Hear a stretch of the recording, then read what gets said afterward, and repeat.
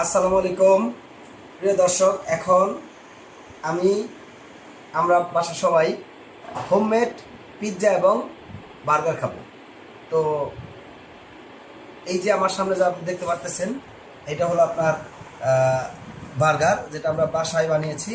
তো এই যে বার্গারটা দেখেন, এই যে বার্গার, এই বার্গারের ভিতরে মাংস আছে, তারপরে আপনার চিকেন ফ্রাই আছে, লেটুস পাতা, মেয়োনিজ, তারপরে শসা এবং রুটি এই ভিতরে।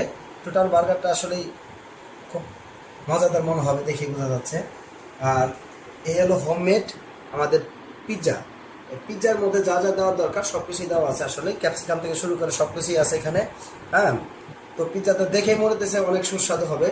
তো আমরা পিৎজাটা খাবো, ট্রাই করব, দেখি কেমন হয়। তো বাসার খাবার সত্যিই সুস্বাদু, সেই সুস্বাদু খাবার আমরা খাবো।